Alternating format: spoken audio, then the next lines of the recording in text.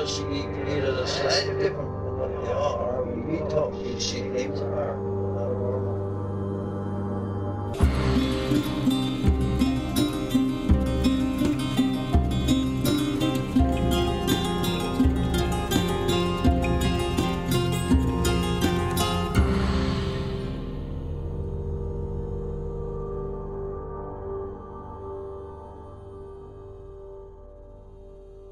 Welcome to Strange Familiars.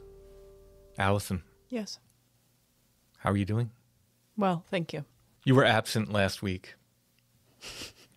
I did get a requisite tardy slip, so.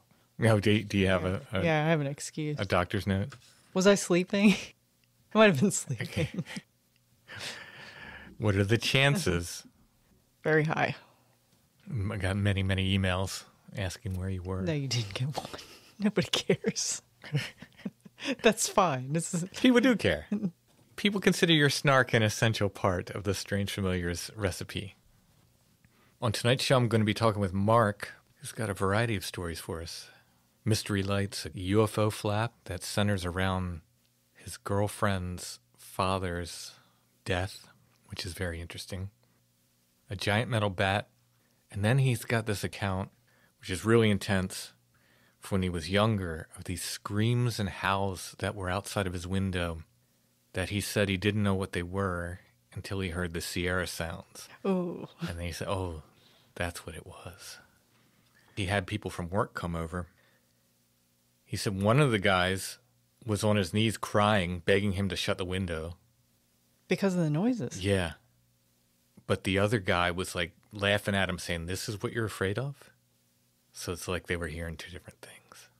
Was it, or was it just like that much more disturbing to one person than know. another? Is this the kind of thing know. where you look at and one person sees the black Bigfoot and one person sees the white Bigfoot? Yeah, I don't know. And one person sleeps through it and the other person is abducted.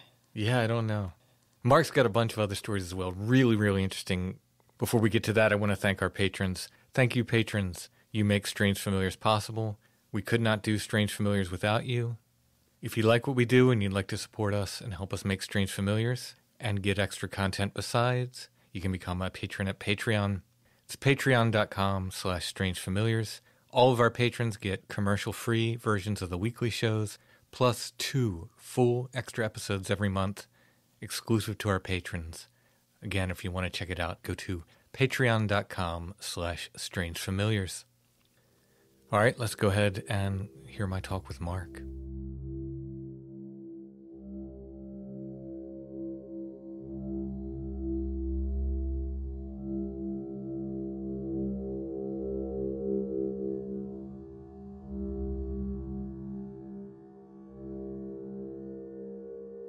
All right, tonight we're talking with Mark, who has a lot of really, really cool experiences to share with us. I'm really excited to get your experiences down for Strange Familiars. Mark, how are you doing tonight?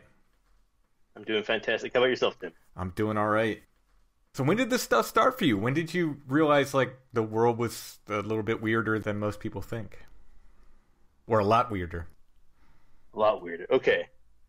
When I was 5, I almost got struck by a lightning bolt. And I like felt the power of the energy. It was like 5 feet away, and I could always, like, my whole life, I can feel it right now, like the energy of the electricity just coursing through my veins still from that moment when I was a kid. It's crazy. I was just editing a show tonight. It'll probably be this week's show, where a woman talked about she had a bunch of experiences, but they happened after lightning struck about 5 feet away from her. What? Yeah, and I was telling her, I was just editing this tonight. This is the first time that's come up other than my buddy Chad. He had lightning strike a tree. He didn't see it. It had already struck the tree. The tree was on fire. And then he had his experience where he got screamed at in the woods. Lightning has come up. Anyway, sorry to interrupt you. Go ahead. Just thought it was interesting because I was just editing that tonight. Another story of lightning. I had an out-of-body experience when I was a little kid. I like floated out of my body, and I was like connected by a silver chain in my belly button. And I asked the pastor of my church about that. Yes, I had no idea that any of this was a thing. And I was probably like 8 or 9, and I remember like kind of like waking up next to myself and just like looking at myself and floating up and looking down at myself. And I was up above like my ceiling, and it was like a void, but I'm trying to remember what color. There was like a light there. It was like blue or green or something. But I was like floating in a fuzzy space of like some sort of a colored dark light. and I was looking down on my body, and there was a chain in my belly button connecting me to my body down there. Wow. But I just got all this stuff that I think could be easily just written off by I'm my hardest skeptic, man. Like, I wouldn't believe this stuff unless it happened to me, and all this stuff happened to me, and I know it's real, and so I have no problem saying it, no matter how crazy it sounds. But the silver chain thing was nuts. Let me just get back to the cool stories. I was just doing a backstory there. Let's get back to the show. You want me to start with the Bragg Road lights? Sure. Okay. So we live really close to Houston. We're about 30 miles north of Houston, and the Bragg Road is about 45 minutes north of us. And my wife grew up around there, and she told me that she'd seen it before when she was a kid. People used to go there. So we went there, and I wasn't really expecting too much. I had high hopes, but we drive down the road at night, and up ahead in the distance, I see it's like a blue candle, like a blue candlelight, just kind of like on the road. If it's so far up ahead, it could be anything. Mm-hmm. So I stop the car, I get out of the car, I turn the lights off, and I start walking towards it a little bit. And a car pulls in behind us. I see it coming down the road. I see the lights coming. And they also stop and turn their lights off. And I'm watching. I think that they see the same thing that I'm seeing. And I'm looking, and my light disappears up ahead. And I turn around, and that car behind me is gone. Oh. There's no way that this car could have turned around. The road's too small. I would have seen them turning. I would have seen the brake lights, the reverse lights. I would have seen all that stuff. I don't know how. It's just a silly little Bragg Road ghost story, but that was crazy. But you went there to see the lights? Yes. Yeah, I went there to see the lights. You saw a light. I saw the lights. Yeah. I saw a light. Yeah. And then, like, a ghost car pulled in behind us, and I didn't hear it. It was still kind of far away. My focus was on the blue candlelight looking thing up ahead of us. And after it disappeared, I turned around like, oh my gosh, hey, did you guys see that too, sort of thing? And there's nobody back there. Wow. So my wife and I, we drove up ahead to where we saw the blue light, and I didn't see anything, but I mean, the woods were super quiet and silent over there, but that means nothing. But in any case, sorry if I'm being my own skeptic and it's being a little hard on you here. No, that's fine. That's fine. Okay. But it really was freaking crazy, man. There's no way that the car could have turned around. There's absolutely no possible way that they could have driven around me or gotten out of there without me seeing them. Right, yeah. Over time, I think it was just more Bragg Road ghost lights. Any of these places where there's, reported weird stuff, I'm not terribly surprised when other weird stuff happens around it. They seem to go hand in hand. So, Dayton, Texas is pretty rural. It is mainly just podunk farm country. But it's right next to where they had the Cash Landrum 1980 UFO incident where some people were burned in their car by the radiation from the UFO as it flew over them. You remember that? Yeah. Okay. It's really close by over there. So when I was dating my ex, we were living at a trailer over there in Dayton, Texas. And her father was dying of lung cancer. He was inside of the trailer. I remember that he had a few weeks to go, and we were outside just enjoying the night, and my ex was smoking cigarettes while her dad's inside dying of lung cancer. But so we're outside, and like underneath the trailer, I kept seeing like little blue flashes, and off like by the woods over there. I thought it was just my imagination at first, but then a blue flash was like really close to us underneath us because we're sitting on the steps of the trailer. I looked at her. I was like, "Did you see that?" She was like, "Yeah, I saw that too." I was like, "Man, thought it was my imagination at first, but I've been seeing this for a while now." And we saw these little blue flashes. So we're looking for the blue orbs all over the place. Like, man, this is cool. They just kind of like blip up, but it was so bright that it would light up underneath the trailer. Mm-hmm. Like you could see like not like a camera flash or anything like that, but it was a quick little burst of bright blue light. And we were sitting there on the porch, just like looking at the sky, whatever, looking for orbs. And above a tree that's about 50 feet away from us, and it's about a 30-foot tall tree, just right above the tree, there's this orange ball of light, just magical light, just manifesting, and it slowly builds into like, I don't know, like a soccer ball or like a basketball size. And it takes like about like 30 seconds for it to like start glowing, and like we could really see it. It was like a big atom or something. Mm-hmm. It had like a nucleus. slowly this thing starts to move across the lawn about 30, 35 feet up. And as it's moving slowly across the lawn, you can see like little ethereal, like dissipating, like light, like embers. But it's not fire. This isn't. It's like, how do I put this? It was a will-o'-the-wisp. Okay. For all intents and purposes, yeah. This was a will-o'-the-wisp that we saw. And so it slowly just moved across from one side of the lawn to the other. And as it went, it was leaving like the ephemeral trails behind it. And it just dissipated and disappeared like into nothingness after like 50 or 60 or 75 feet, something like that, you know. But like this whole thing probably took close to 2 minutes for this whole episode to transpire.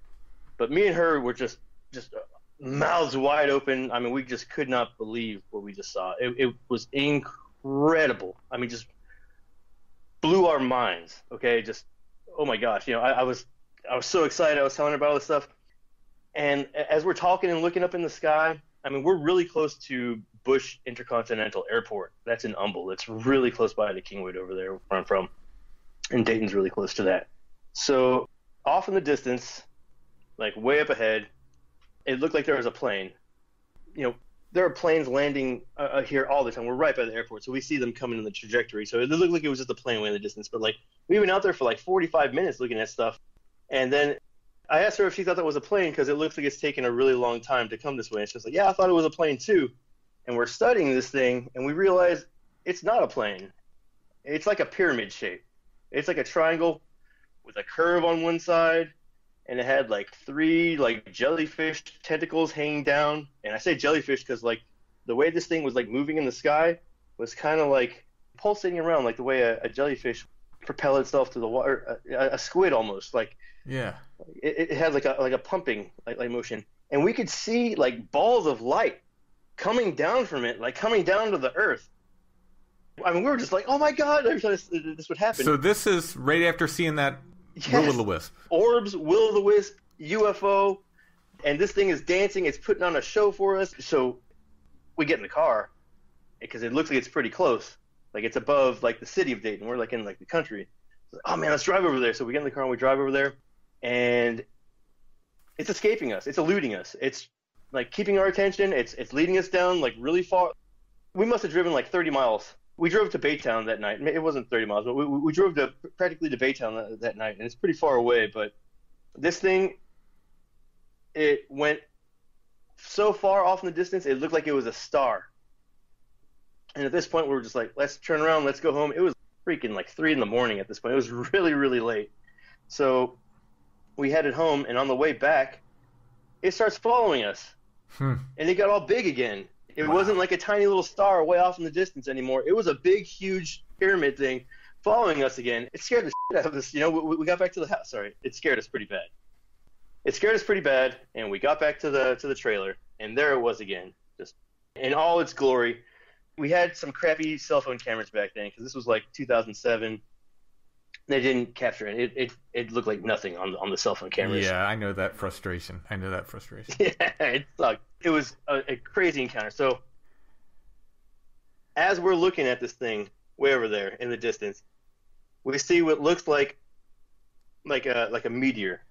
I saw this one meteor shower when I was like in the 6th grade, and the meteors were coming from one side of the horizon all the way over our heads to the other side of the horizon. So I was like, oh hey, look at this shooting star meteor. It was orange, and it was way in the distance. It was coming straight up over our heads, not very fast.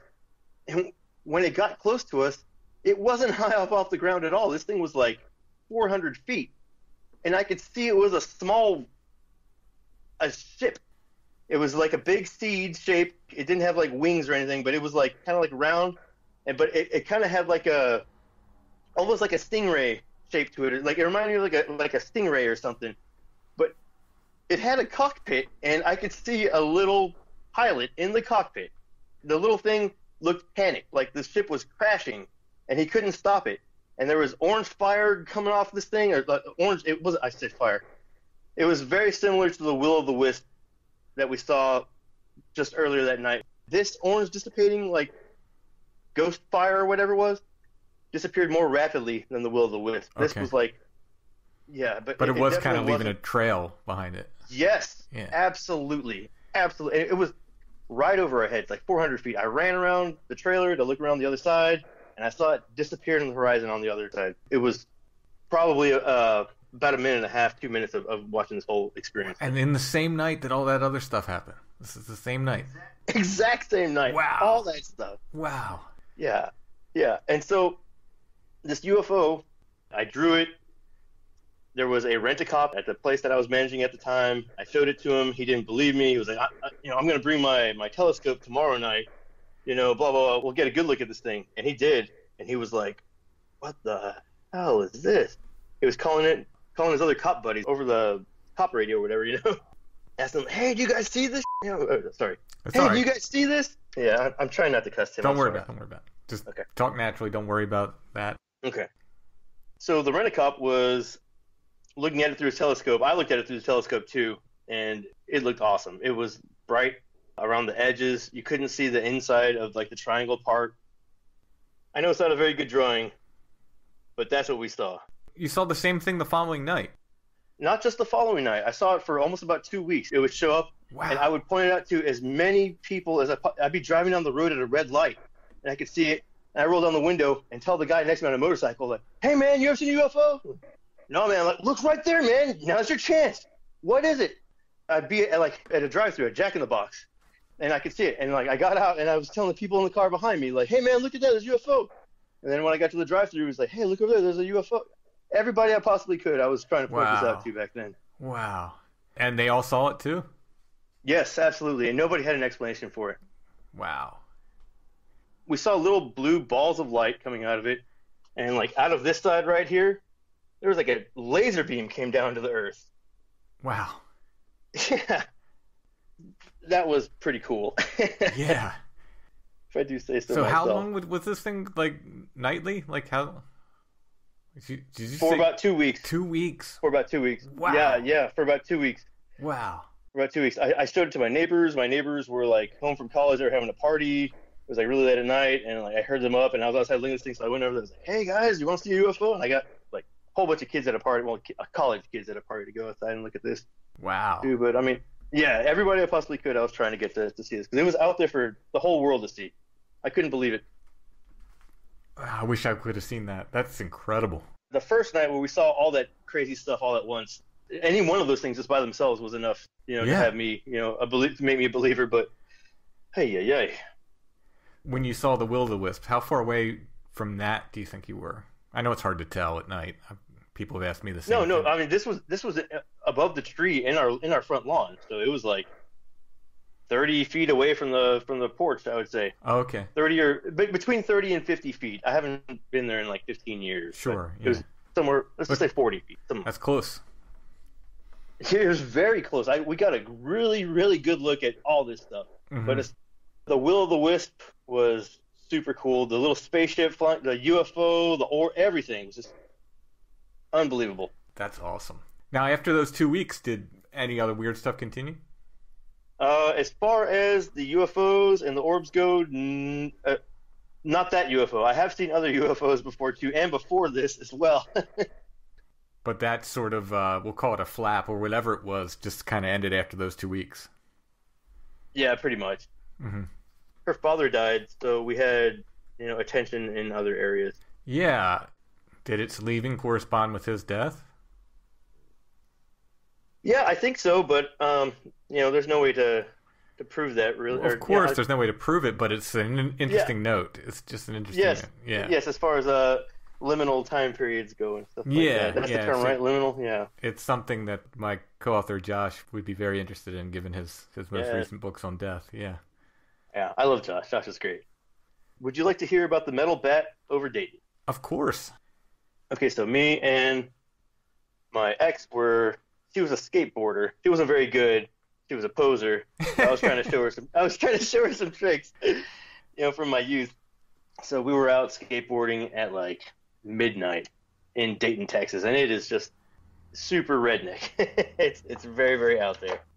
In any case, we're skateboarding in the post office parking lot And it's not a very big city, but it's got enough lights where, like, in the middle of the city there, it lights up the sky. So in the distance, I see something just headed our way. It could be just like some balloons all stuck together and drifting, a loose, thing of balloons just coming our way. I'm just watching it kind of move, and we're just skateboarding, chilling, hanging, whatever, talking. And as it gets closer, I'm sitting there and I'm just staring at it like, what the heck is this thing? It's moving. It's got motion to it. It's not just drifting. As it gets closer, and this is before drones. This is like 2009 or 2008. And as it gets closer, I have a clear, this is like 200, maybe 300 feet above my head. It's really, really, it's not high at all. It's very, very close to the earth.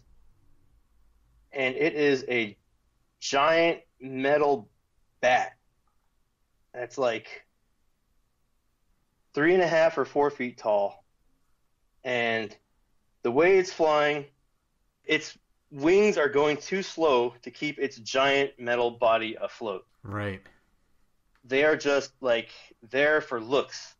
And it is shambling, like lumbering its way. Like it's having a really uneasy time flying. It's literally just like shambling through the sky. I'm barely just making it. It looks like it's ready to fall at any minute. And it goes like basically right over our heads. But I got a really, really good look at this thing.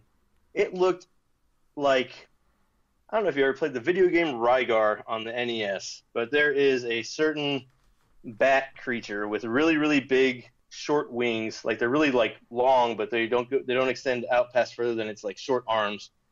And the way this bat flies is like very similar locomotion to that. That's what came to my mind. But it looked like Bubo the owl from the first Clash of the Titans movie. Okay. That metal owl. Yeah. It was like built of the same, like it looked like a robotic owl flying through the sky, but the way that it was moving its wings, it had no business being capable of flight. It was struggling really hard to stay up there. And it just slowly, I mean, it just was creeping over the sky and just went right above our heads and was gone. Now, when you said 3 or 4 feet tall, were you talking about the wingspan or the? No, that's about how tall. Yeah, that's about how tall it was. Tall. It was like the length of its body.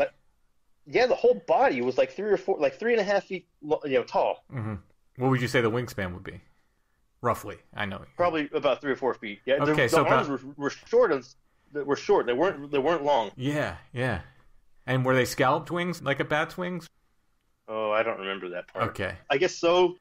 I think so. It's been a little bit, but sure, yeah. Yeah, it was awesome. It was super incredible, and it's like I said, it was before drones or any of that stuff. So I have no way of explaining that. It was just super cool. Did it make any sounds? No, I didn't hear any sounds. Interesting. In my mind's eye, like I can almost like feel like the wings and like hear their motion like in my mind, but like I don't remember hearing any sounds. Yeah. We're living at this house over here. I just moved back to this house that I'm about to describe to you. So about like 2010 or 2011, when my ex was pregnant with my daughter, but we didn't know that she was pregnant yet. Me and her, we got into a nasty fight that night, and I didn't want to be there. I just wanted to leave and go like sleep at a hotel or go sleep at my parents' house or something that night. So I was like, I'm gonna get out of here. So I went outside and I got in my car, and I didn't really feel like going anywhere. I was like, I'll just sleep in my car and sleep it off, whatever, and I'll get up in the morning and it'll be a bright new day. So I fell asleep in the car with like the windows open and stuff. And about 3:30 in the morning, I woke up just out of nowhere with the feeling of being watched. I'm a hunter. I'm a fisherman. I'm a really good fisherman. I spend a lot of time out in the wild, on the forest, and I know that silence, and the feeling of being watched. But it woke me from my sleep. The feeling was so strong, and I immediately looked straight up into the sky because I was sitting in my car. I had the windows open and stuff, whatever. And I looked straight up, and there is, Bed Knobs and Broomsticks, the bed from Bed Knobs and Broomsticks. I don't. It's got the metal frame that kind of comes up around the sides of it. Kind of like an antique bed with a big metal bed frame with the big posts on the sides of it, like on the front. Okay. Okay, well, if you look at like the cover for the movie Bed Knobs and Broomsticks or whatever, as like, the kids are flying around through the sky on the bed, and like they're at the front of the bed, like looking over the side of it or whatever. Well, what I see above me, I see a bed floating with balloons. Like balloons are holding the bed up, and that's what's keeping it in the sky. It's like a huge mass of balloons of like just different shapes. Like I couldn't really see what they were, what they were shaped like, but the bed was floating with balloons, and there was two people or two beings looking over the side of the craft at me. One of them, like I could almost see their eyeballs or something from down here. And again, this wasn't very high. This is like 300 or 400 feet. It was a clear sky. I think the moon was full. I could see a lot. I could have sworn I saw like their eye shine, or like I could like see them blinking, like looking down at me. It was like one looks down and like blinks like that, and the other one looks over too, and they both look down. And then at that point, I hop out of my car because I'm like, I'm so wide awake. I'm just like, I'm a ninja, like I said. So I wake up and I'm like, oh my gosh, like this is, what the heck? So I get out of the car, and there's like a small, tiny little strip of like an awning that connects my back door to my garage. And so all I had to do was run under that, and then I have a really good clear view from like my back patio area. So really quick, I just run right underneath that little awning, and I look, and this thing is now a bright green little fireball going out in the distance so far, like into outer space. Wow. Like directly out from my line of sight. It just goes, and it's just gone, bro. I had a terrible time with my ex that night. We had a really bad fight. I was like, oh man, we're not going to be together. This is terrible. I thought we were going to break up and all that stuff. Man, I went inside, and I was so excited. I woke her up. I was like, oh my God, you're not going to believe the UFO that I just saw. And she came outside, and we were looking for it, but of course it's not there anymore or whatever. But wow, that was probably the craziest. It has to be the craziest thing I've ever seen. It was eye-to-eye contact. As far as you could tell, did they look human or? Yes, humanoid, human-esque. I don't remember them having any hair. Mm-hmm. I think that their heads were bald and shiny or something. And I mean, as far as like that, yeah, it's like human-shaped head, human-shaped proportions. I only saw like their shoulders and like maybe like a little bit of their hands or something as they were like pointing at me or motioning at me or whatever. But wow, yeah, I don't know what I saw that night, but for some reason I don't really like consider it aliens or anything, but it has all the hallmarks of aliens or whatever, I could have just been abducted and they dropped me off. Well, yeah, I was going to say, especially when you get into like some of the stranger aspects. Like some of these UFO places they're like the Sasquatch people, where they won't report the weird stuff. A lot of the UFO places will dismiss that weird stuff, but there's a lot of cases where there's really, really strange, just weird stuff like that woven into it. I'm not saying that's what it was, but I'm just saying it has that in common, with these accounts where people just, they'll report giant bunny rabbits in their lawn, that are plaid colored or something, just odd, weird things. I would say that the craziest thing that I have a hard time really wrapping my mind around was when I was like 17 or 18, and this happened for a series of nights, and I tried so hard to remember everything that was going on, but everything still seems so fuzzy even after all these years, and I think about it a lot, and it doesn't make much sense for it to not be very clear in my mind. I know it doesn't make much sense, but when I was like 17 or 18, I was sleeping with my window open. Kingwood, where I live, is called the livable forest. It's full of trees. It's full of, it used to be full of trees. Now they're, it's all developed now, but I mean, it's still very, very, very foresty. In any case, I remember being a kid and riding through the greenbelt over there to get to school. It's just a little path through the woods. There was like this part of the woods by the creek there that was so thick and dense that we couldn't really get into it. And I remember there being a tree structure there, like right there. There was a kid there one time, and he said he didn't build it. He said something else built it. And we were like, kids, we were the cool kids. We were like, yeah, bull. dude, we see you out here making this thing, whatever, you're out here doing this right now, and we knew the other kids, around there, so we're saying their names. He's like, no, man. He was saying that he goes out there and messes with it, but he didn't build it. So take that with a grain of salt. And whenever, like, I'd ride through over there, I could hear, like, I was in these woods all the time when I was a kid. I'd hear, like, laughing and, like, voices off to the side. And it's, like, in the thick part of the woods where nobody goes because you can't get back there. Still to this day, it's like, okay, it must have been just kids out there playing in the woods, but in any case, I was sleeping in my bedroom, and there's one street between me and the forest. There would be huge herds of deer, like 30, 40 deer. Well, maybe not that many deer, but giant, just humongous herds of deer that would make their way from the forest and come up into our lawns and eat all of our flowers and stuff out of our front lawns. And you drive home and scare off all the deer, and they all go running back into the forest over there. So I fell asleep this one night, just like any other night. And I woke up. I heard something. I heard like people say it's like a woman crying, screaming, in distressed voice or something like that.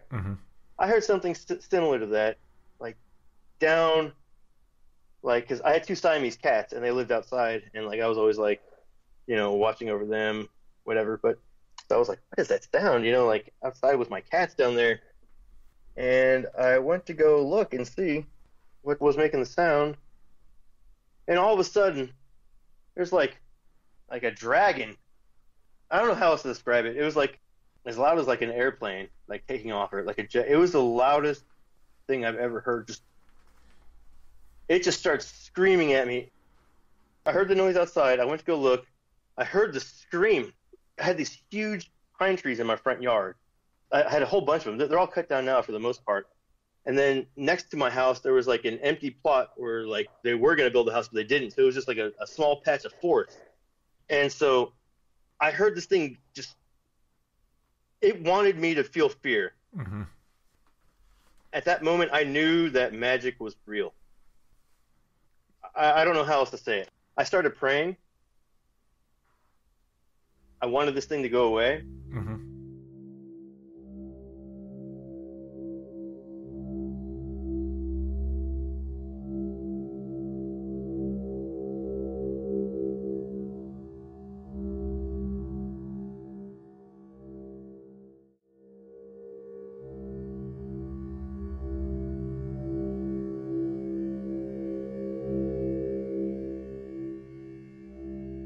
Let me back up real quick. So it starts screaming at me out my window, and it blew me back. Holy cow.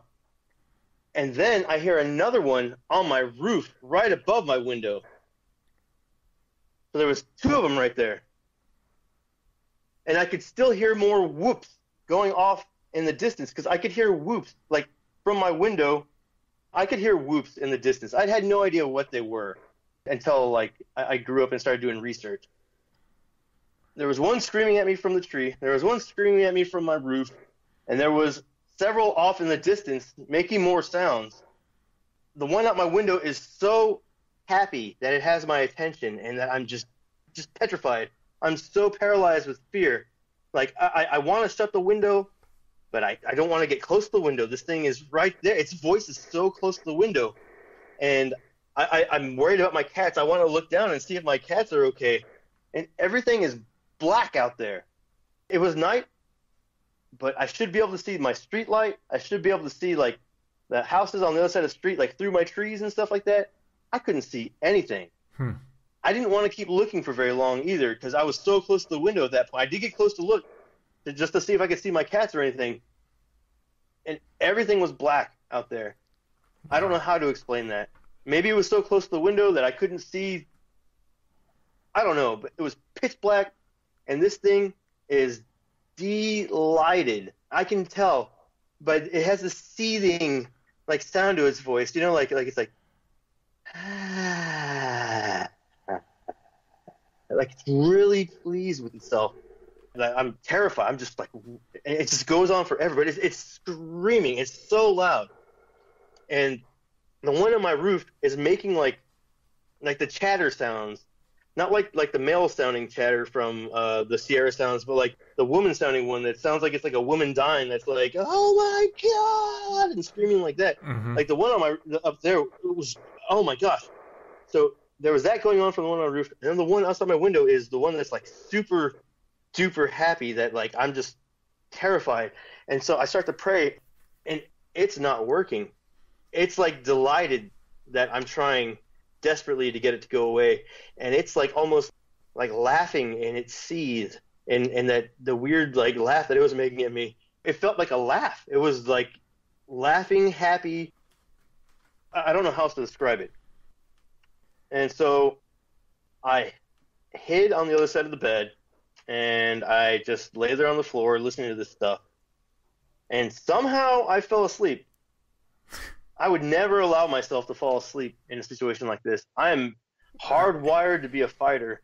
I trained a lot of fighting my whole life, and I'm just geared to kill, defend myself and my family and stuff. But when this thing was out there, I was on high alert.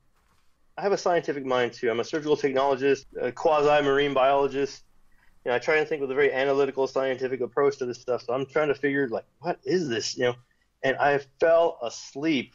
And I have no idea how I fell asleep. I woke up in the morning. It was daylight. My window was still open. And that really messed with me, that the window was still open. Had you shut it? No, I didn't. I wanted to. I wanted to get close enough to shut the window, but I didn't. Mm-hmm. What was the upsetting part about the window being open in the morning? Oh, because I wanted to shut it. It terrified. Like, it could have come in here and done anything to me that it wanted to at night while I was asleep. I didn't want to fall asleep. Right. I didn't mean to fall asleep. I was mad at myself for falling asleep. Like, how the heck can I fall asleep during that? And I'm running through this all my mind. I asked my parents the next morning if they heard anything. I was like, did you guys hear, like, a lion or something? No, they didn't hear anything. I asked my neighbors. They didn't hear anything either. What is that? So, okay, yeah. You know, I've talked about it a number of times on the show, my whatever, quote-unquote, abduction, where I didn't leave my bed. But same kind of thing. I was so mad. I was so mad. I was so upset. I was literally more angry than I've ever been in my life. And I wanted to kill these things. And I fell asleep. Yeah. And I screamed. When I did wake up in the morning, I screamed at the top of my lungs. I got a loud voice when it needs to be loud. In a house filled with people. And in the morning, that was like the early morning, you know, when I woke up from whenever that was. In the morning, I went upstairs. Not a person in the house heard me. Not one of the 5 or 6 people that lived upstairs heard me. And this wasn't a mansion. This is just like a normal 1970s built, you know, drywall between the rooms kind of house. It makes no sense. It makes no sense at all. It's like you're in a bubble or something, and other people can't hear it. The only reason I can think that they put you to sleep is they'll get you while you're awake, but I think it might be easier to get to you while you're asleep. And they want you asleep. That's the only thing I can think of. So the next night, I wanted to stay up and see if they came again. And I could hear them hoop. I could hear the whoops way off in the distance. And I could hear them moving through treetops in the distance in my forest way over there. I could hear moving in the trees. I could hear the whoops. I could sense them coming closer. And this went on for a few weeks at least. But back to the second night, they came again and started yelling at me again. And this time, I shut the window. I was terrified, though. I was absolutely terrified, but I shut the window. And I could still hear them out there. Mm-hmm. And I didn't want to fall asleep after I shut the window. I was trying to stay up, and I fell asleep again. That's crazy. Whether the window was open or not, they made me fall asleep both times. Or I fell asleep both times. However it happened. I fell asleep both times, even though I didn't want to, and I was fighting not to fall asleep. So I told my buddies at work, and I told like people at school and stuff, and nobody really believed me. Like, oh yeah, you hear voices out in the woods. Oh, okay, sure. Like, oh, seriously, man. And so I got some of my buddies from work to come over and try and hear this thing. And it came that night. We heard the whoops in the distance. There was 3 people there. So we heard the whoops coming. I told them this is it. And then when it got to my house, it was screaming again. I could hear it. Tim, this is a pretty crazy story. I could hear it. One of my buddies fell to his knees crying, begging me to shut the window because it was so terrifying to him. Wow. And I was going, see, you hear this? I'm looking at the other guys, and I'm going like, do you see what it's doing to him? Do you hear this? You know, and they're literally like the main guy I was trying to talk to, he was laughing. What? The dude was freaking laughing. And I'm like, what are you laughing at? He goes, that's what you hear? And I go, yeah. And he just keeps laughing. He's like, I'm going home. And that dude leaves with the other guy. I didn't even get a chance to ask the other guy or anything. It looked like the other guy was in agreement. Like neither of them heard anything, or they heard something else. Wow. But that the guy that was crying on his knees, begging me to shut the window, he definitely heard it. Yeah. Wow. That's all in my house, in my like private area. You know, I'm not out in the woods. Did you ever talk to those people at work again about it? This was like right when we graduated high school, like senior year. I definitely talked to the one guy who cried. He definitely heard it. He was wondering what it was. And the other two guys, I haven't talked to any of these guys really in years. I kind of wanted to get in touch with them and find out if they, you know, what they recollect from this whole situation. Yeah. But no, I haven't really spoken to them. Not enough to like get any details to give you. That night when they were there, the window was open. Was it as loud as the initial night you heard it? Yes. Wow. It was like, man. Okay, so like I just got into black metal around this time, and I would ride through my forest over there. Like when I was a kid, I can be very loud too, and so the Whitney Houston "I Will Always Love You" at the top of her lungs, and super loud. I'd just ride to the greenbelt, yelling at the top of my lungs, or just screaming whatever I wanted. I would make like little like beast animal noises and sounds like to myself. Like I had my own like animal language or something when I was a kid that I would talk to myself, and I felt like nature could like understand what I had to say and stuff. So I would just like ride around, or just like when I would go to the greenbelt, and I would yell and scream. And then like when I started getting into black metal, it was like I was yelling and screaming that stuff in the woods. And so like when that thing came to me that night and was screaming at me, it was almost like trying to imitate like the way that I was trying to imitate the singer of Emperor. If that makes any sense. Wow. Yes. There's one part in the demo for I Am the Black Wizard that it's like the breakdown in the middle. Right before he says, "How many wizards serve me with evil?" or he asks the question or whatever, he does this really cool like raspy growl scream thing. And I used to love to try and like imitate that on my own or whatever. And it sounded like it was trying to do that back to me. And when I was like trying to pray it away, I think I even said out loud, or maybe just in my mind, I don't even remember, just like, "What do you want?" Or "What do you want from me?" And it conveyed to me with its voice, "Die." Like, really loud and happy. It was so happy to be telling me that. Jeez. So what did you think it was? Tim, I had no idea. I had no idea how to describe it to people. I think I said it was a banshee. Something along those lines. But I had no idea what it was. It's like I said, until I used to love to get, like when I first got the internet, like dial-up or whatever, I was always trying to look up, anything paranormal, ghosts, anything having Loch Ness Monster, all my favorite stuff. I was like 19 or 20, something around there, when I first heard the Sierra sounds, and I heard whoops, and it was like, "Oh, this is a Bigfoot." And I was like, "Oh my," and I started telling my friends, like, it was a Bigfoot I heard outside of my window that night. It all makes sense now. It was a Bigfoot. But, now I'm not too sure. It could be just something that we associate with the phenomena of Bigfoot. Right. I don't know, but it was definitely something that people do associate with Bigfoot. But it sounded like the Sierra sounds. It sounded a lot, but okay. So the Sierra sounds, there's a lot of like really like it sounds like monkey chatter, like the samurai and the monkey. It sounds like a monkey. This sounded more like language. A lot of the Sierra sounds does sound like language, like heavily like language. I get that, but this, it like excluded all like the monkey chitter chatter and was just giving me like a magic spell that I could hear and understand or something. Weird. Yeah. That is so wild.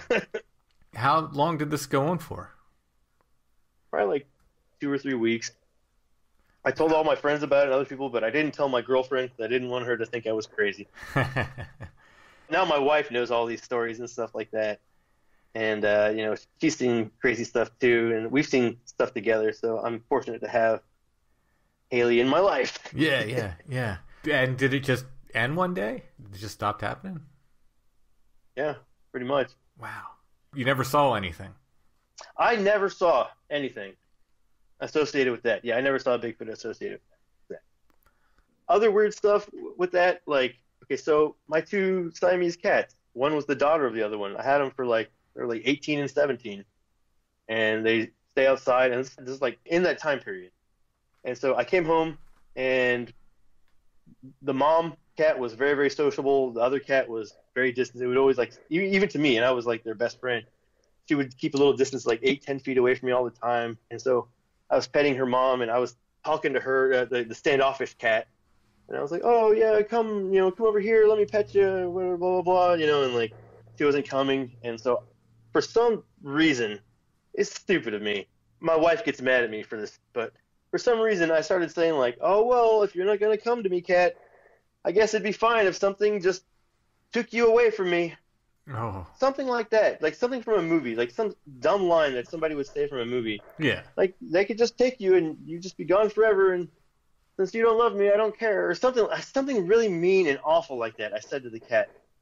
And I never saw that cat again after that night. My goodness. Oh, man. I don't know if that has anything to do with anything, but yeah. Wow. Wow. Yeah. Yeah, I don't know if it has anything to do or not, but it's certainly a chilling detail to go along with it. Wow. It really, really is. Do you want me to talk about more UFOs? Sure. Heck yeah. Or do you have more questions about this stuff? I can do anything. I could talk about it all night, but it's so interesting to me, and it just checks so many boxes. I just was like the falling asleep thing. It just seems like it makes so much. Well, none of it makes sense, but it checks boxes with other accounts. Let's put it that way. I haven't heard your particular story before, but I've heard elements of this so much that it's just like, yeah. That's why I get into your books so much, Tim. I start reading them, and I just become just engrossed. I'm reading volume 1 for the second time right now. Oh, Where are the Footprints then? Yeah. This would go in the book if I'd have heard the story before we were writing it. I got it right here. Nice. Okay, so let's see here. I've seen a lot of UFOs, man. Nothing nearly as extravagant as the one I already told you about, but I have seen UFOs with groups of people, which makes it pretty cool. We have the Renaissance Festival here, and there is a whip show, a flaming whip show, where they have a guy come out, and he lights his whips on fire and does all sorts of cool whip tricks in the dark. And so everybody's seated in this giant stadium area to get ready to watch this, and everybody's sitting there, and they just turn out the light. So all the lights goes down. And I just look straight up, and above our heads, like way up in the sky, it looks like there's a star. And it's like dancing around, like if you had put, like you're frying something in a pan, and it's just being moved around and bubbling around. And this star is just jumping around up in the sky up there. And me being loudmouth myself, I'm like, hey, everybody, there's a UFO up there. Everybody look. I'm touching people on the shoulder. Hey, look up there. Hey, guys, look. Everybody's getting everybody else's attention. And pretty soon the whole crowd, well, everybody around us, is looking up at this thing in amazement and wonder, trying to guess what it is. Wow. I'm, asking everybody, like, what is this? That's a UFO and stuff like that. But, that was a mass sighting, and nobody argued with me. Nobody had anything else to say. And then, of course, like the fire whip show starts, and everybody stops caring about the UFO and just starts watching the fire guy. Yeah. So I was driving down 59 to go towards Houston. Like I said, we live about 30 miles north of Houston, so I was driving to downtown. And there are 2 major airports. Like one's in downtown, and one I just passed. Like I just got through Humble. And I see up ahead of me it just looks like the weirdest little airplane, like pretty high up in the sky. There's a weird little airplane. It has like 5 points to it or something instead of like 4. I'm like, what is going on here? Like, this looks really weird. Like, it's not even a plane or something. And then it like stops. I'm driving my car, so it's straight ahead of me.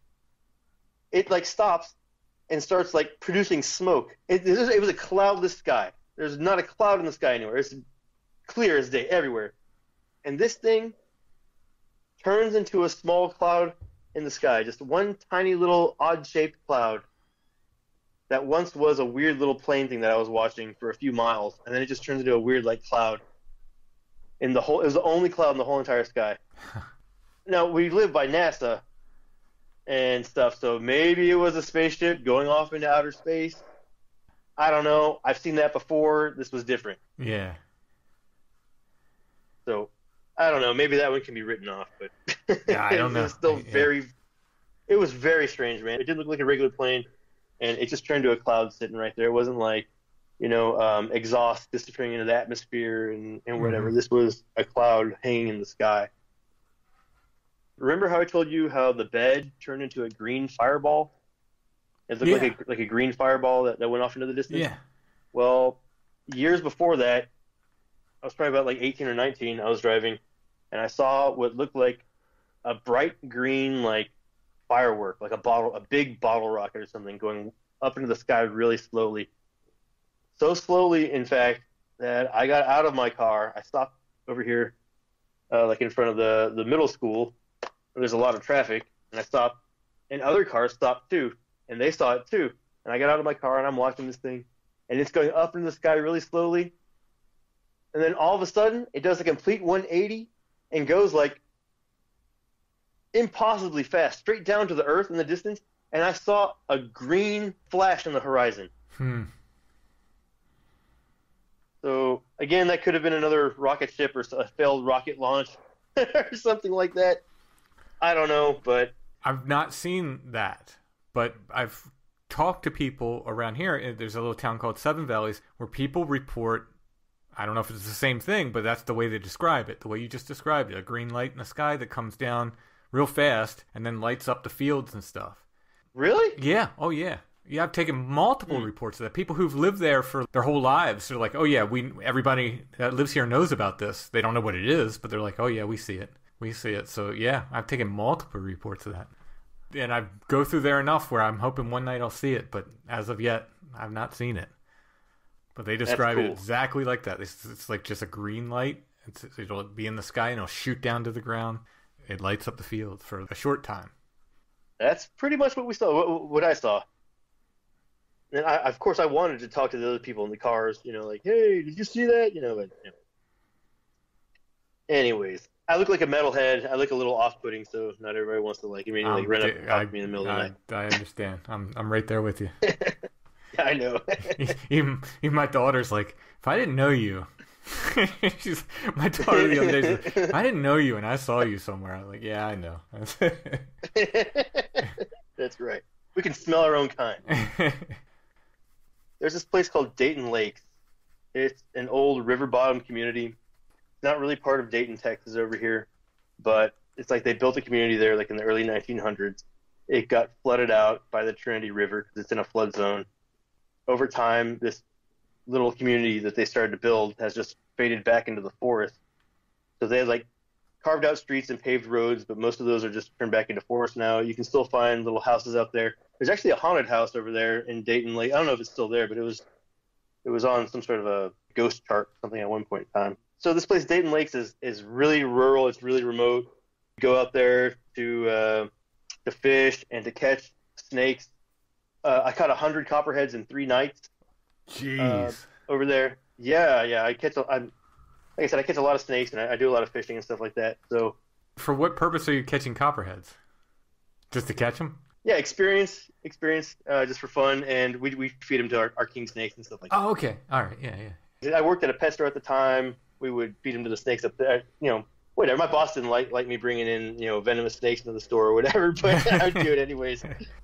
But yeah, I remember at one point when I was a kid, I had 33 it was 33 copperheads in my parents' bathtub upstairs, and they didn't know that I had them up there. Whoa.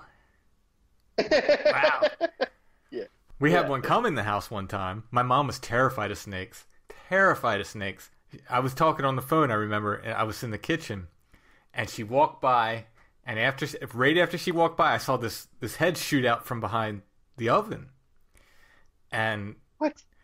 I stood there then, because I knew, like, if she saw it, she'd have had a heart attack. So I stood there, and when she got out of the bathroom, I said, Mom, walk by me and keep walking down the hall. And she's like, what? I said, don't. Just walk by me. I'm here. It's okay. Get in the other room, and then I'll tell you. And she gets in the other room. I was like, there's a snake out there. She's like, what? So this thing was we had the floor vent heating, and he had gotten in one of these floor vents, or the baseboard vents, rather. And it had gotten in one of those, and I couldn't tell what kind of snake it was. And I'm trying to pry it out. All of a sudden, I smell that, like, skunky copperhead smell. Like, they put off that kind of skunky smell. And I was like, oh, that's a copperhead. I scared my parents plenty of times. I had snakes get loose in the house. Nothing venomous, but yeah, I had non-venomous snakes get out all the time. This is snake heaven over here. I mean, we live there's so many snakes around here. I've only heard one Bigfoot story from my town over here, Kingwood, Texas, and that's one of the reasons I wanted to come on your show was, I guess, just to see if anybody else has any other Bigfoot stories or any cool paranormal stories at all from my neck of the woods over here. But there's this gentleman who lived in Forest Cove, which is like the river bottom over here in Kingwood. And so he and his wife were out camping on one of the islands out on the river over here. And this is just full of snakes. I mean, there are so many snakes around here. It is incredible. And at this particular time, what this gentleman was telling me was like he and his wife are having a hard time keeping snakes out of the boat. Like when they were like in the water, the snakes would want to climb in the boat, or when they're on a little island over there just trying to camp and sleep. These snakes were all over the place. And so they're sitting there and they heard footsteps like in the water, the swoosh, swoosh, somebody like trying to walk but not like make it too loud, or trying to like mask the sound of their footsteps. Well, the guy said that he heard that, and he and his wife kept hearing that, and then he grabbed a light and ran over there real quick, and he heard the footsteps going out into the water and just disappear out in the water. And by the time he got there, he said he could barely see like the silhouette of something just going out there because it was so fast and so far. But he ran out there, and he could still, like, the water was still like moving from where the footsteps went. And like when you step in really shallow water and it's muddy, and you can leave a footprint there for a second, but it's just going to get washed away pretty soon. Yeah. But like the footprints were just made. He said he could see all these footprints right there going out into the water. I was trying to play skeptic. I was like, yeah, it was probably just a guy out there, swimming, trying to give you guys a hard time coming. The guy's like, no way, man. Because like we were out there to catch snakes over in his neck of the woods because there were so many snakes out there. And he was like, man, nobody. He's like, not even me. I wouldn't go swimming in that water, But there's so many snakes out there that night, and they're alligators. We have like 150-pound alligator snapping turtles out here. Oof. They're huge. I mean, there's water moccasins. I mean, there's just all this stuff that you don't want to mess with out there. And he said that this guy or whatever it was, it left big footprints and just went out into the water and was gone.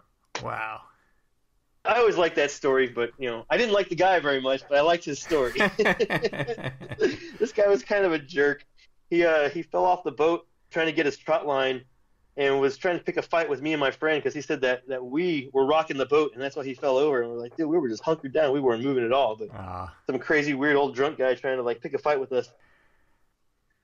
Let me go back to Dayton Lakes here. So I never really got to where I was going with that. Dude, this place is so remote. That old river bottom place. It's like you've got those like 9-foot alligator gars in the water right there in the Trinity River. Like when River Monsters and those other like fishing shows, they go to catch alligator gar and they come to Texas. They come to like this stretch of the river over there, like between here and Livingston. It's crazy remote, and there are just huge herds of deer and hogs. I mean, just giant, several 100-pound hogs just barreling through the forest over here in the woods.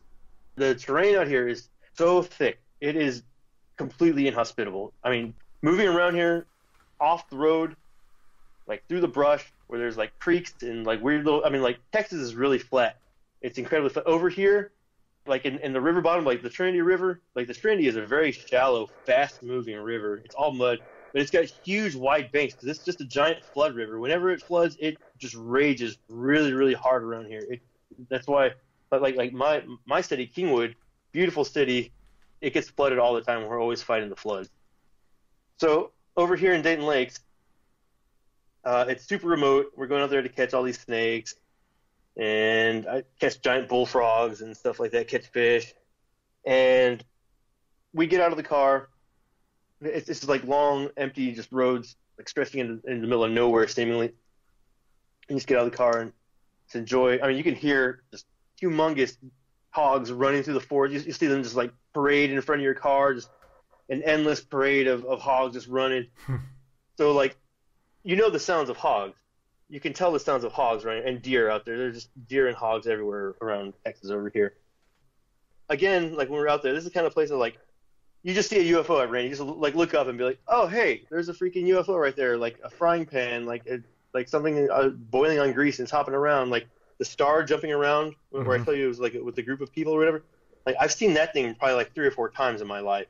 And so this particular night that I'm getting to, me and my ex were like outside of the car. And it was like, oh, hey, look, there's a UFO right above our heads.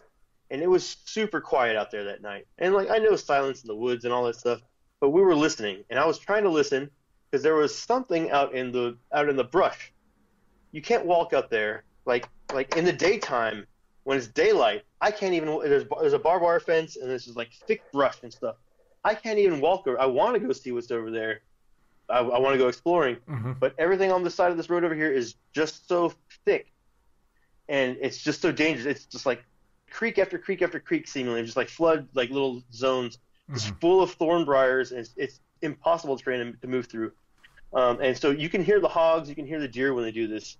So me and my ex were out there, and we'd seen the UFO, and we were just chilling out there, and we could hear something, like in the woods. And when we got in the car and we drive, because we drive with the windows down, you know, enjoying the night, driving slow, looking for snakes, all that stuff. And I could hear it following us through the brush, off to the side. And we kept getting out of the car, and I'm like, what is this in the woods?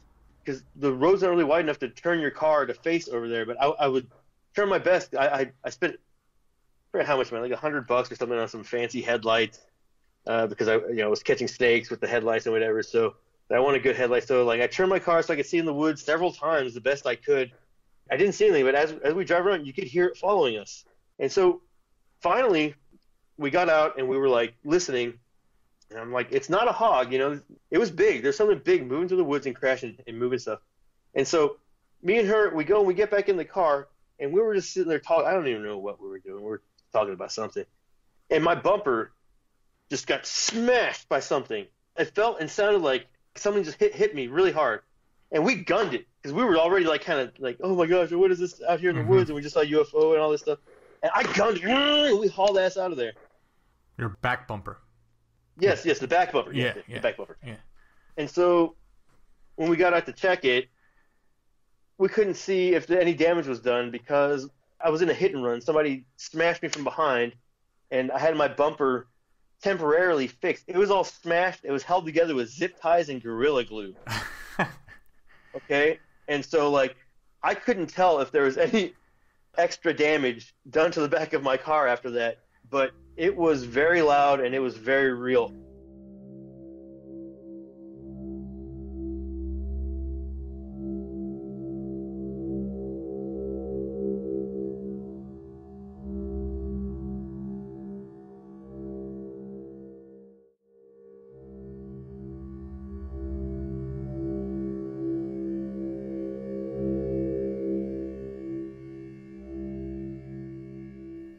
My grandpa is an old Mexican farmer. We have like 400 acres down like on the border of like Mexico.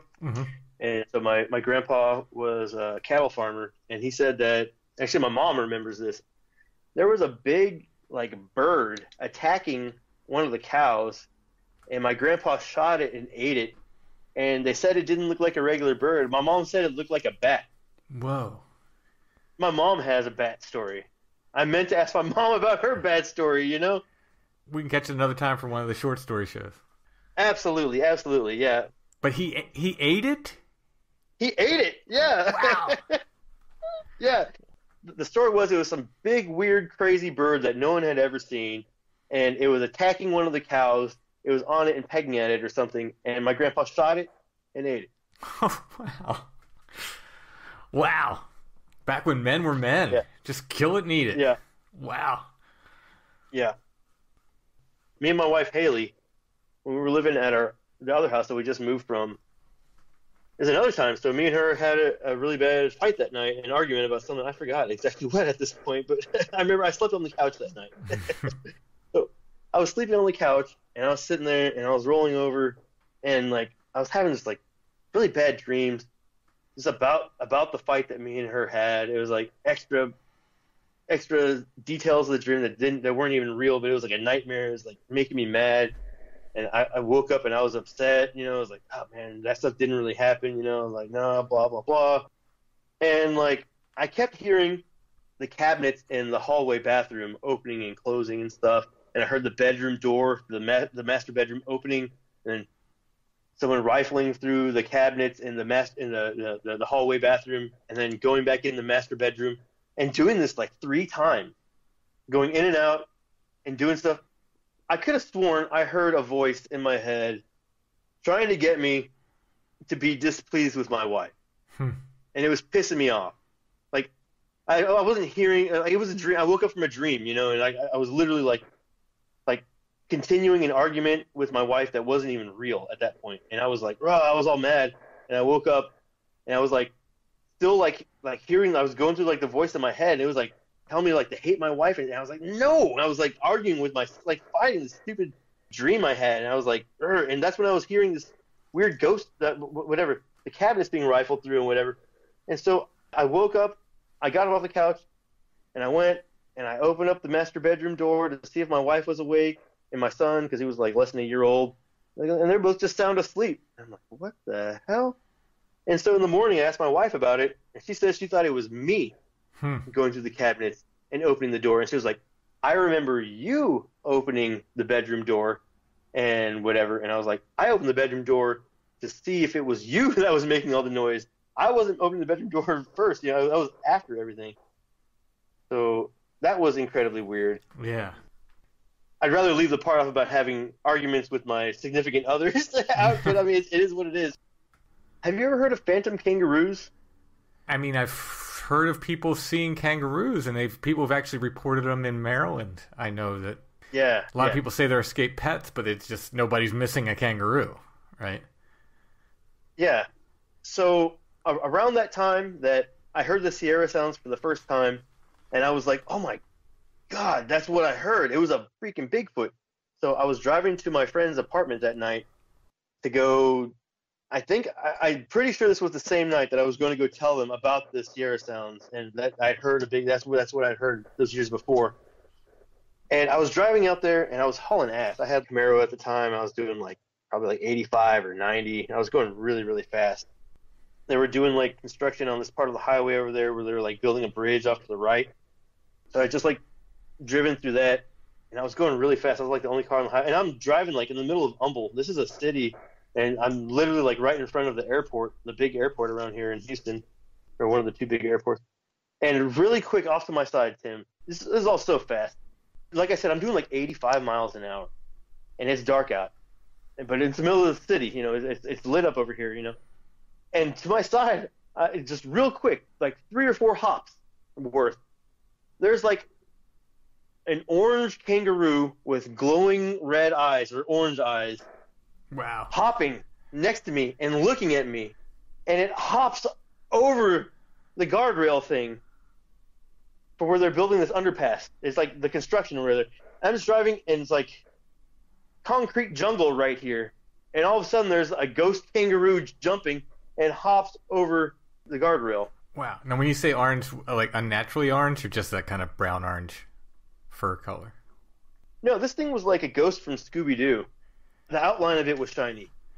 Mm-hmm. I guess that's what I'm trying to get at. Like a ghost from Scooby-Doo. You remember that there's like an orange like Radiation Ghost or something that had like whatever. Yeah. Something like that. But I remember the eyes. I mean, this thing looked at me in my eyes as I'm driving real fast. And I get to my friend's house and I'm telling them, I just saw a freaking kangaroo. And they're all laughing at me and whatever. So when I got home, I looked up. I was like, I forgot exactly what I looked up, but I saw that phantom kangaroos were a thing. Like, I think when you were talking about Maryland, I think I had 2 police officers, or maybe Chicago, that were called, to check out a kangaroo or something, and they were trying to chase it. And then the kangaroo, they had it cornered in an alley, and the kangaroo like jumped over some like impossibly high like wall that was on the other side of them and got away or something. Mm-hmm. But that story seemed like it was very similar to what I saw. What color were the eyes? You said they were glowing. What color? They were a reddish orange. Right. They were okay. like fire. Mm-hmm. Wow. When I was a little kid, I think I remember like my first dreams. Like when I was like still in my crib, when I was just like a little bit, I have a pretty good memory of stuff from when I was a child. And I remember being in my crib and like the lights in my closet would turn off and on by itself. And I would sit there and stare at it. And then you remember those old Jack in the Boxes? Yeah. That play Pop Goes the Weasel, dun, dun, dun, dun, dun, dun, dun, dun, as you like. So I had one of those, and that was on the other side of the room with my toys. Like I was like, where my crib was near the door, my parents could hear me and see me and stuff. To the side of my crib, I remember this. The light went out in my closet, but like it was still kind of lit up in there from the window. Like to the side of my crib, here comes up real slowly the head of my Jack in the Box. But it's not the same. Now it's like green and has like moldy looking skin and really beady dark eyes. It's hairy. I remember that. And it had a weird like pointy hat because that's the way my Jack in the Box. And this thing was staring at me, looking me up and down from the bottoms of my tiny little baby feet and toes up to me up here. And I stared at this thing in the eyes for a long time trying to figure out what it wanted. And then it took me a long time to figure out that it's not my friend. And this thing is, the way it was looking at me, sizing me up, it scared me. Mm. And I woke up and I asked my mom about it. And she was like, oh, you're just having a dream. You were just having a nightmare. I told her, I was such a little kid, but I said, I've had dreams before. This wasn't a dream. And I know it wasn't a dream. It was real.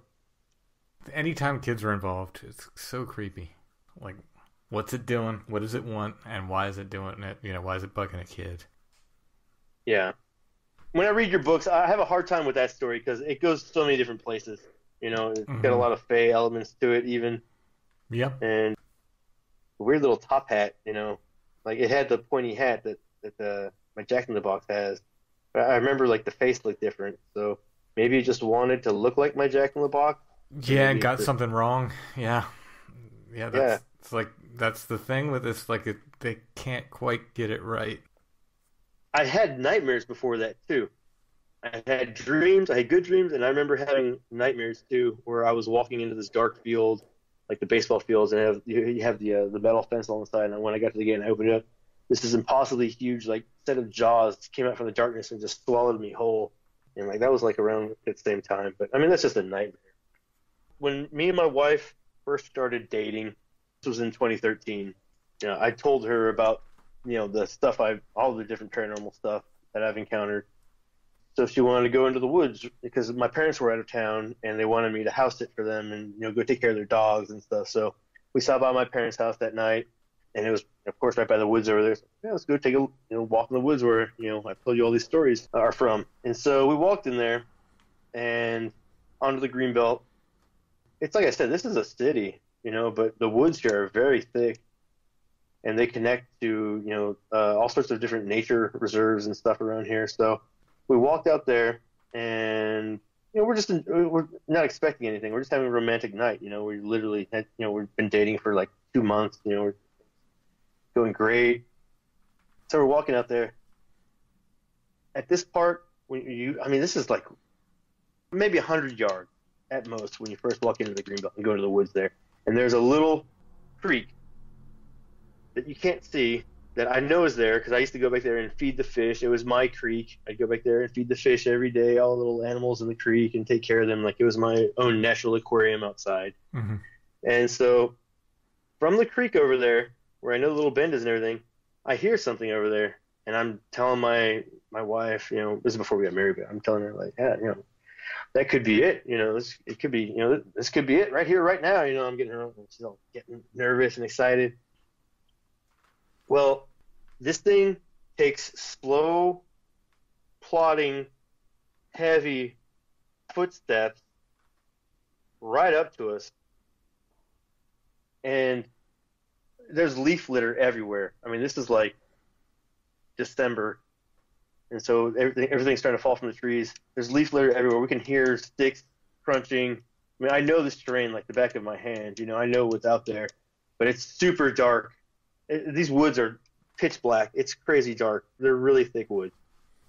And so these footsteps come right up to us. And she's kind of freaking out a little bit. I'm putting on this front. I didn't have a gun on me that night, but I said I did. Mm-hmm. I was telling, if this was a person out there, you're about to get lit up, man. I'm going to beat you down, and I got a gun on me too, man. You better not come any closer. Stay the hell away, right there. I mean, it was so close. You could hear it moving, like, on the other side of this tree. I mean, the tree is just, like, 4 feet away from us. And it's just, like less than 10 feet away from us in the brush and the scrub and stuff. It's right there. I'm in full aggression mode here at this point. I'm sounding really pissed off, and, like, I've got a gun. I'm gonna start blasting these woods, man. I'm saying all sorts of stuff to try. If it was a human, they would not have walked up. Mm-hmm. I know the sounds of all this stuff around here. Like my bedroom window, I have all these pine trees outside my window. There's always squirrels and raccoons and opossums, like in my trees. They're on my roof. I hear them chasing each other around. There's a forest right next to my house. When I'm sleeping in my bedroom, I hear all this stuff. I'm well attuned to all those sounds of the woods, rabbits, deer, you name it. This was plodding, heavy footsteps. It was trying to get me to threaten it. Like, it liked me threatening it. It liked me telling it, like, stay the hell away. I'll freaking shoot you. I'll kick your ass, whatever, like, 'cause I was very, let's go, and it never showed itself. My wife's, like, pulling at me, like, let's go. And I'm like, yeah, all right, let's go. And we backed out, and I walked backwards. I walked backwards out of the woods, pretty much. We had our little phone camera lights and whatever. Mm-hmm. Couldn't see anything. I think my phone, I wasn't able to record at the time. I had low memory or something dumb like that, so I didn't have any room to record, so I was just using, like, my flashlight on my phone. But it's not like I would have seen anything. Maybe I would have heard, like, some steps in the woods or something. But, yeah, this was definitely there, and I know what it was. I'm pretty sure I know what it was, in any case, because nobody in their right mind would come up to me like that. Yeah. It's not going to happen. Not in those woods. Not like that. No way. But you never saw anything. I never saw anything, no. Yeah, see, again, Chad and I were at that place called Gazoo's Woods, and yep. We could hear stuff walking right up to us, and we flipped the headlamps on. Nothing. And those woods are, like, manicured. There's no brush. They're nice and open. And, I mean, I don't know how it does it. But it does, Yeah, I mean, I'd love to get to the bottom of that one day. I don't know if we ever will, but that was another thing that completely blew my mind. You hear about them, moving around and you not being able to see them and whatever, but, it really did happen to me. It's not like I went to the other side of the tree and looked. I guess I could have tried to do that, but my wife was pulling at my arm, and I don't think she really wanted me to do that or anything, but it just felt like it would have been a bad move, like I kind of know my limits. Yeah. I try and keep that ninja sense attuned when I'm out in the woods and doing stuff. A lot of people claim they'd run right at it, but it's a different story when it's happening. Yeah. Different story. Oh, yeah. I mean, I wanted to, believe me. So I grew up, there's a big pond behind my house where I grew up in Forest Cove. It's the other part of Kingwood. It's this giant pond and a big forest around the side over there. There was actually not a zoo, like a wildlife theme park on the other side of the highway right there, like the side with the river. But that side floods really, really, really bad. So they built stuff there, like initially, like in like the 50s and 60s, but most of it got flooded out. And it's just like nowadays they're trying to rebuild over there again. But back then they had built like a big wildlife sanctuary park, and it got flooded out, and all the animals escaped. We had like monkeys and zebras and elephants and all sorts of crazy shit, I think, from what I remember, all these weird different animals got loose. I heard a lot of people like saw monkeys and gorillas and stuff like that. And I always wondered if maybe they were just seeing, something else and just attributing it towards that wildlife park. Yeah.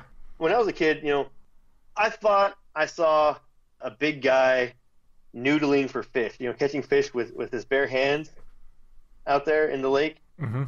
And it could have been just a big guy out there, noodling for fish and catching. Me and my buddy were like, "Who is that? What is that?" And like we thought it was Arn Anderson. You remember that old wrestler? Yeah. We thought it was Arn Anderson with long hair. Huh. I meant to ask my brother about that because he's older than me, and maybe he would like have more pieces to that puzzle for me. Yeah, maybe next time when we have a short story clip or whatever, I'll have more on that story for you. But I think I saw Arn Anderson with long hair and noodling in the water one day. Wow. I mean, could have been, but yeah. Given everything else, these things start to add up. Mark, thank you so much for sharing your stories. Hopefully we can get back with you again and catch some of your mom stories. Please do. Love to be back on your show again. Awesome. Thank you so much.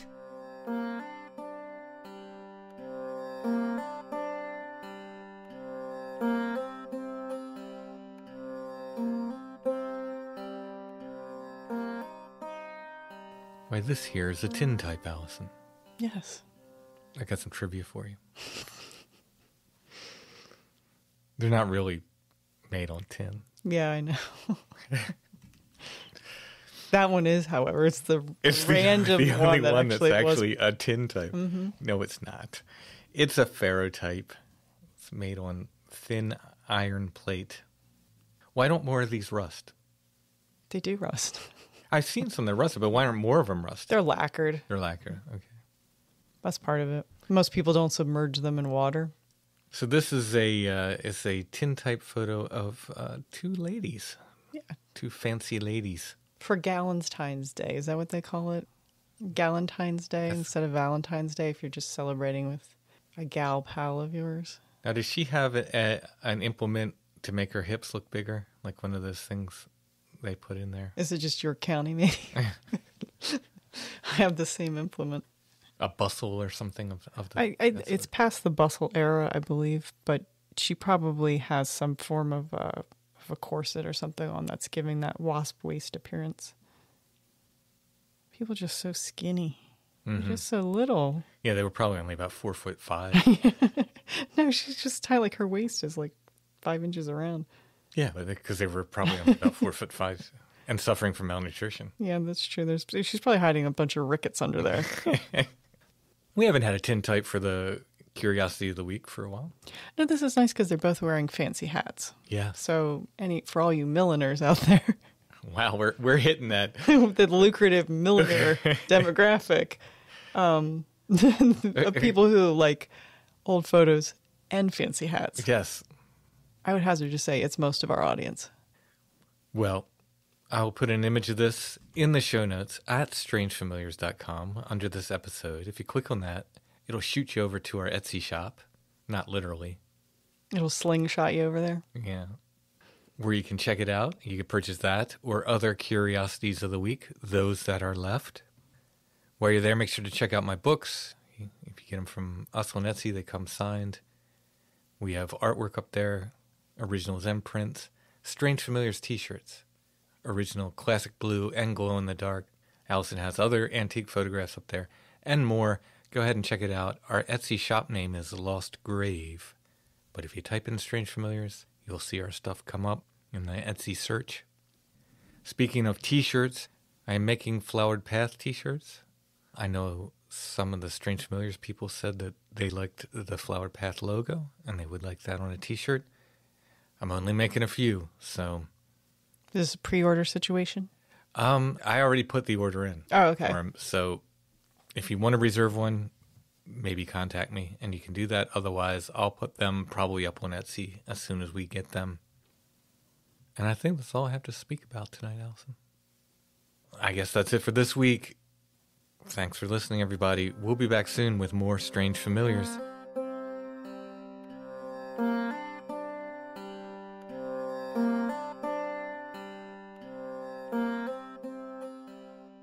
Strange Familiars is a production of Dark Holler Arts, music, books, art, podcasts, and more. Intro and background music is by Stone Breath. If you want to hear more or purchase music, you can go to stonebreath.bandcamp.com. We're on Facebook, facebook.com/strangefamiliars. The Strange Familiars Gathering group is there as well. You can join that and share weird stories with other weirdos like us. I include me in that. I think you should. Under that weirdo umbrella. That's not an insult. I don't even know if your weirdness can be contained by an umbrella. You got a real, like, Totoro kind of moment there.